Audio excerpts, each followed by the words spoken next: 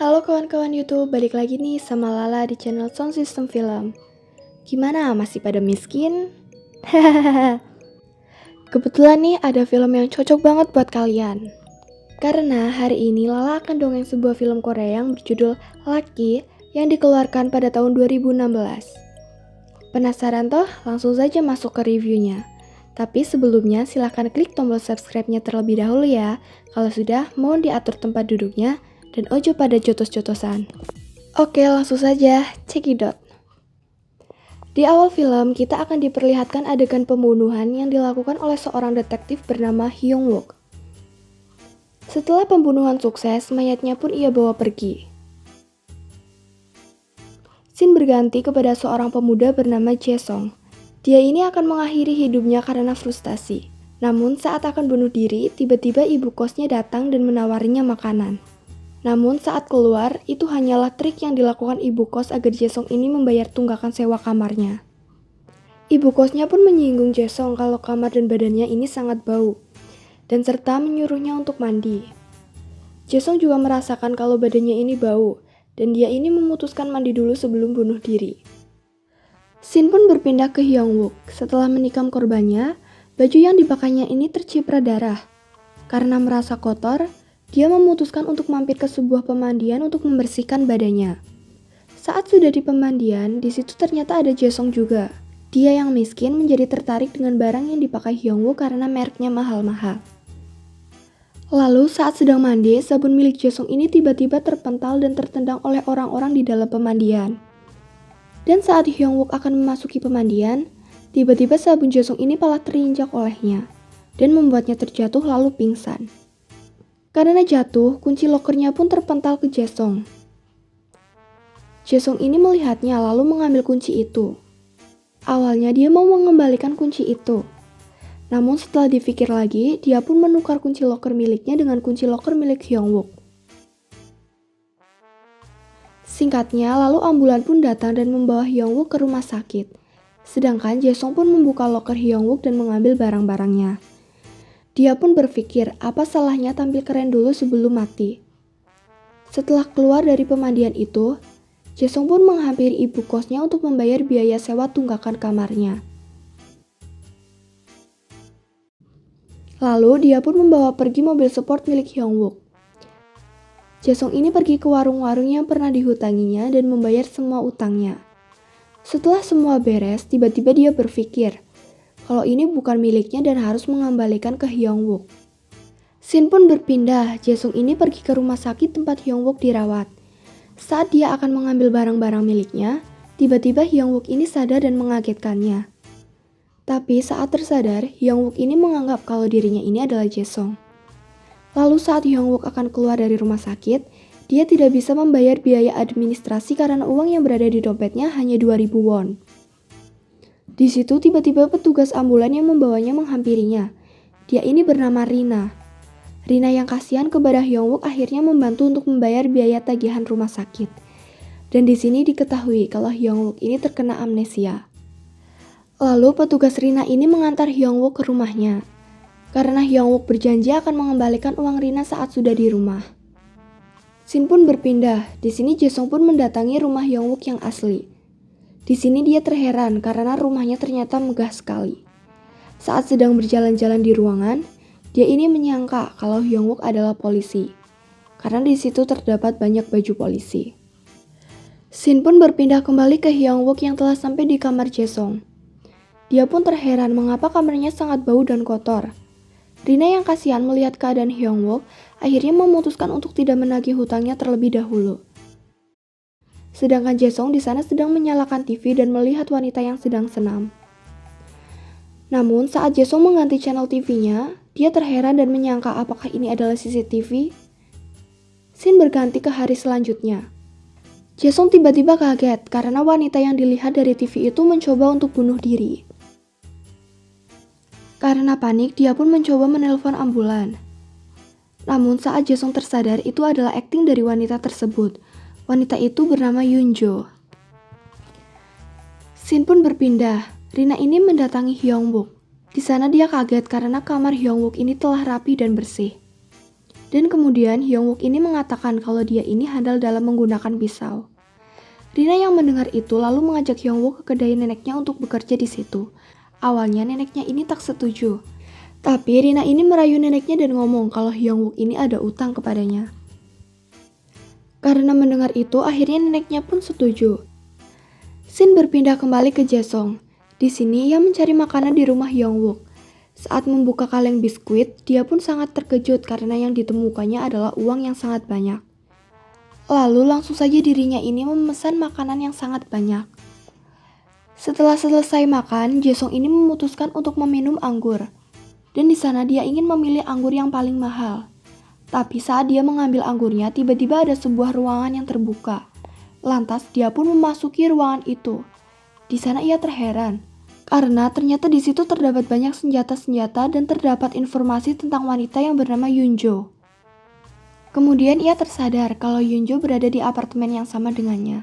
Itu dilihatnya dari CCTV dan juga Kang GoFood yang sama. Di sini Jaesong pun mulai mencari keberadaan Yunjo dengan cara mendatangi kamar yang telah memesan makanan. Tapi setelah dicek setiap kamar satu persatu tidak ketemu juga. Saat kembali ke kamar, Jaesong ini menyadari kalau Yunjo ini berada pas di kamarnya. Karena mengetahui hal itu, dia pun mencoba mampir ke kamar Yunjo. Shin berganti ke Hyungwook yang sedang bekerja di kedai nenek Rina. Di situ keahlian permainan pisau Hyungwook diperlihatkan. Di sini dia membuat kreasi makanan dengan sangat indah. Singkatnya, kedai nenek Rina ini pun menjadi ramai karena keahlian permainan pisau Hyungwook. Shin pun berpindah. Saat sudah di rumah, Rina ini menjelaskan kalau gajian Hyungwook itu setiap tanggal 25. Mendengar hal itu, Hyungwook pun langsung memeriksa kalendernya. Saat dicek, ternyata di kalender itu ada sebuah catatan bahwa tanggal 24 dia harus pergi ke stasiun Sinwon. Keesokan harinya dia pun pergi ke stasiun Sinwon. Di sana ia bertemu dengan orang yang memanggil nama Jaesong. Karena Hyungwook yang menyangka dirinya adalah Jaesong, akhirnya memutuskan untuk pergi bersama orang itu. Saat menanyakan ke orang itu, ternyata mereka akan pergi ke Yangsuri untuk bekerja. Dan di sana dia bekerja sebagai aktor. Saat sedang melakukan adegan, Hyungwook ini selalu membuat kesalahan dan membuatnya harus diganti oleh pemain lain terus-terusan. Sedangkan di lain sisi, Jaesong ini sedang mengututi Yunjo di rumah sakit. Saat akan keluar, Yunjo ini panik karena sedang dikejar oleh pria misterius yang mengincarnya. Jaesong yang teringat akan laki-laki itu lalu membantu Yunjo kabur. Karena berkat bantuan dari Jaesong, akhirnya Yunjo pun lolos dari kejaran pria misterius itu. Shin berpindah ke Hyungwook yang datang kembali ke restoran nenek Rina. Di situ nenek Rina mengeluh karena semua pelanggan meminta agar makanannya dihias dengan permainan pisau Hyungwook. Lalu tiba-tiba Hyungwook menjelaskan sebelum dia hilang ingatan, pekerjaannya adalah seorang aktor. Shin berpindah ke Jaesong. Di sana dia sedang mengawasi Yunjo lagi. Jaesong di sini terheran karena Yunjo akan pergi membawa sebuah koper besar dan kelihatan sedang menunggu seseorang. Namun orang yang ditunggu Yunjo tak kunjung datang. Hari demi hari, Jaesong kelihatan mulai menyukai Yunjo. Kemudian dirinya mencari perhatian darinya dengan cara berpapasan setiap hari. Shin berpindah ke Hyungwook yang sedang mengikuti syuting. Di situ dia berperan sebagai bodyguard. Namun sutradara terkesima dengan akting bela diri Hyungwook yang sangat keren. Lalu sang sutradara memberikan peran yang lebih penting ke Hyungwook. Film yang dibintangi oleh Hyungwook pun sudah rilis. Semua yang berada di kedai nenek pun terkejut, karena Hyungwook bisa menjadi aktor terkenal. Shin berpindah ke Jaesong yang masih mendekati Yunjo. Setiap hari ia memberikan hadiah ke Yunjo. Hingga akhirnya Yunjo pun jatuh cinta kepada Jaesong.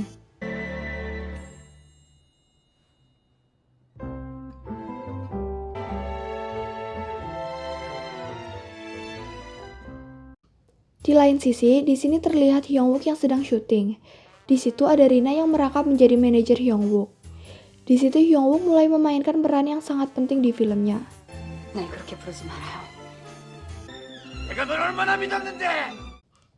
Shin berganti kembali ke Jaesong. Tiba-tiba salah satu HP yang berada di ruang rahasia berbunyi. Setelah diangkat, ternyata itu adalah orang yang mempekerjakan Hyungwook untuk menyingkirkan Jaesong. Lalu singkatnya, Jaesong pun mendatangi orang yang mempekerjakan Hyungwook. Di sana orang-orang itu menanyakan tentang kontrak kerja yang telah mereka berikan. karena deadline pekerjaan adalah tanggal 25 bulan lalu. Karena panik, Jasong pun memutuskan untuk pergi dari tempat itu dan akan menghubungi mereka lagi. Karena bos yang mempekerjakan tidak percaya, akhirnya mengutus anak buahnya untuk mencari info tempat tinggal Jasong. Scene berpindah kembali ke Hyungwook yang sedang menjalani syuting adegan terakhir. Namun lawan mainnya menghajar Hyungwook dengan sungguhan, sampai membuat sang sutradara kaget. Saat ditanya, pemeran utama pun beralasan karena sangat mendalami perannya. Keesokan harinya, Rina yang sedang mengobati Hyungwook tiba-tiba mendapat telepon dari sutradara agar membawa kembali Hyungwook ke tempat syuting. Film pun sudah tayang. Pemeran utama yang melihat film Hyungwook pun kaget karena di situ diceritakan bahwa Hyungwook hidup lagi. Scene berpindah kepada Jaesung yang akan membawa semua uang Hyungwook dan memutuskan untuk pergi dari tempat itu dan mencari apartemen yang baru. Karir Hyungwook mulai melejit dan semakin terkenal. Di sana dia grogi karena di film ini lawan mainnya adalah perempuan dan mengharuskan menatapnya, dan sampai-sampai membuat adegan diulang berkali-kali. Saat sedang istirahat, Hyungwook ini meminta kepada Rina supaya mengajarinya cara akting bersama wanita. Akhirnya Rina pun mengajarinya.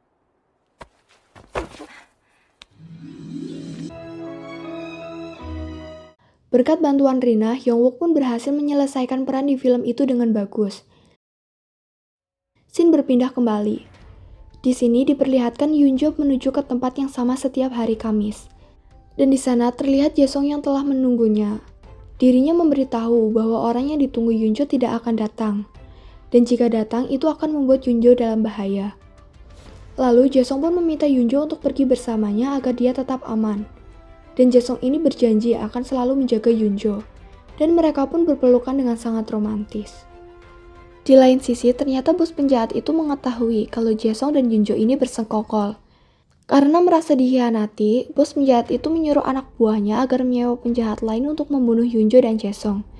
Anak buahnya pun lalu sigap, mereka di sini berdebat akan menyewa pembunuh yang mana. Karena bingung, akhirnya mereka memutuskan untuk menelpon semua pembunuh itu. Dengan perjanjian, siapa yang mengangkat pertama berarti itu yang mereka sewa. Tapi ternyata mereka ini menelpon ke satu orang, yaitu Hyungwook. Scene berpindah ke Hyungwook yang mengajak Rina bertamasya.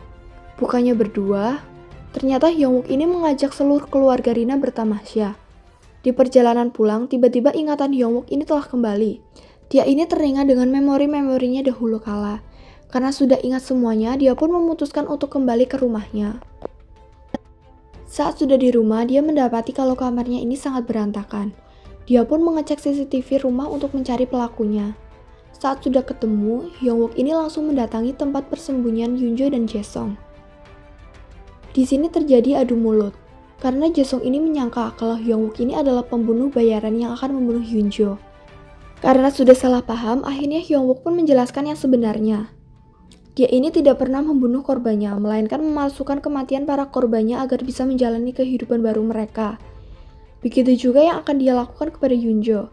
Dan Hyungwook ini menjelaskan bahwa Yoonjo dan Jaesung sudah menjadi target pembunuh bayaran.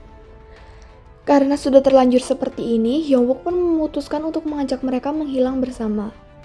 Jadi mereka mulai merencanakan akting untuk menipu para penjahat itu. Keesokan harinya ketika Hyungwook sedang bersiap-siap berangkat, tiba-tiba Rina ini datang dan menghadangnya. Tapi Hyungwook pun menjelaskan bahwa ingatannya telah kembali dan meminta Rina untuk pergi. Rina yang mendengar itu pun kecewa dengan sikap Hyungwook. Setelah itu, saat Hyungwook akan pergi, Rina ini melihatnya dan dia memutuskan untuk mengikuti Hyungwook. Namun di perjalanan, Rina ini kehilangan jejak Hyungwook. Scene pun berpindah di mana penjahat itu sudah berkumpul dan tiba-tiba Jaesung dan Yoonjo muncul. Kemudian Jaesung langsung menikam Yoonjo dan disaksikan oleh para penjahat itu. Setelah berhasil akting membunuh Yoonjo, tiba-tiba Hyungwook ini muncul dan mulai menghajar Jaesung. Di tengah pergelutannya, tiba-tiba Rina ini datang dan membuat kacau akting Jaesung dan Hyungwook. Hyungwook yang tidak kehabisan akal langsung menyuruh Yoonjo memencet tombol supaya kontainer dari atas gedung jatuh. Dan akting mereka pun berhasil mengelabui para penjahat tersebut. Akhirnya Jaesung dan Yoonjo dapat melanjutkan hidup mereka dengan identitas yang baru. Scene pun berpindah kepada Hyungwook dan Rina. Di sini Rina kesal karena merasa dibohongi oleh Hyungwook. Namun Hyungwook bisa meyakinkan Rina bahwa dia telah mengatakan kejujuran yang sebenarnya. Kemudian Rina mengajak Hyungwook ke tempat syuting untuk melanjutkan syuting yang tertunda. Dan di lokasi syuting, Hyungwook pun mengungkapkan perasaannya kepada Rina, dan Rina pun menerima cinta Hyungwook. Scene pun berpindah beberapa tahun kemudian. Hyungwook ini sudah menjadi aktor terkenal dan dia memutuskan untuk meneruskan pekerjaannya sebagai aktor. Dan ternyata lawan mainnya di film yang baru adalah Jaesung. Dan film pun tamat. Gimana teman-teman? Kira-kira pesan yang bisa diambil dari film ini apa coba? Coba kalian tulis di kolom komentar. Ya udahlah, segitu dulu dongeng dari Lala. Jika mau request film bisa tulis dulu. Jika mau request film bisa ditulis di kolom komentar ya. Dan see you. See you.